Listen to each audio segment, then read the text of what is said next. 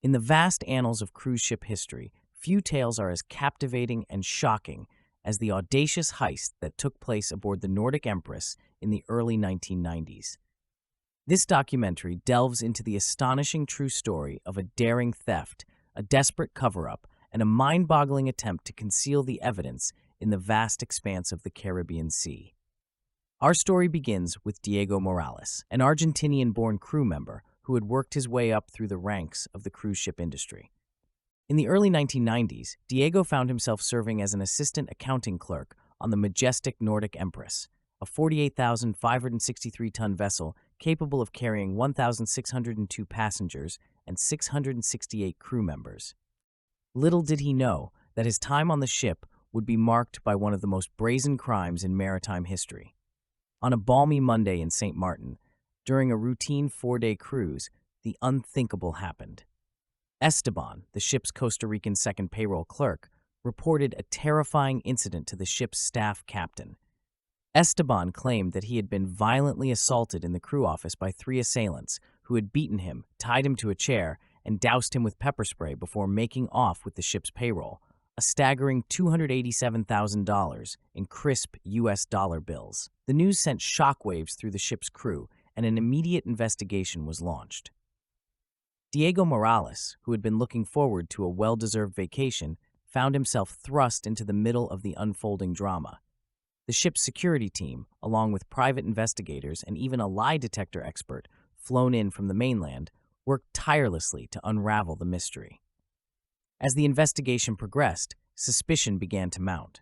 Esteban's story seemed to unravel under scrutiny, and the ship's crew started to suspect that the mild-mannered payroll clerk might not be the victim he claimed to be.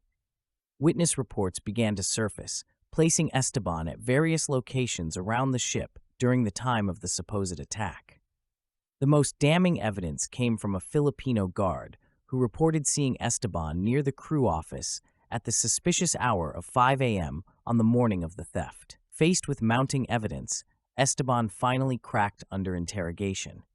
In a shocking confession to the authorities in St. Martin, he admitted to staging the attack and stealing the money himself.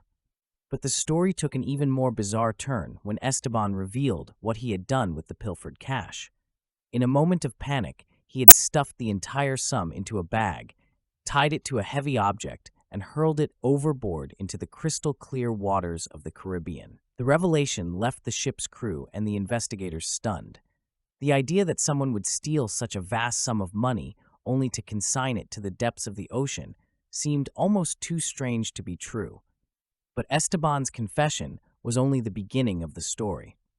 As the investigation continued, it emerged that Esteban had left a cryptic clue to the money's location.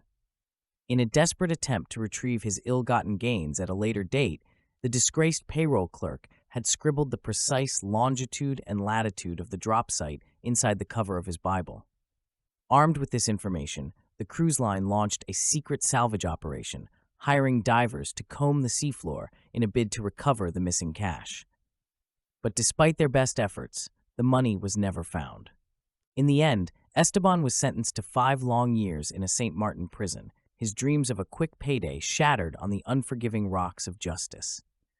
For Diego Morales and the rest of the Nordic Empress crew, the incident became the stuff of legend, a cautionary tale of greed, desperation, and the perils of a life at sea. But the story doesn't end there. 13 years later, in a twist stranger than fiction, Diego Morales found himself face-to-face with Esteban once again. Now serving as the cruise terminal manager in Buenos Aires, Argentina, Diego was overseeing the arrival of the Minerva, a small expedition ship operated by Swan Hellenic. As he watched the vessel dock, he heard a familiar voice calling his name from the deck above.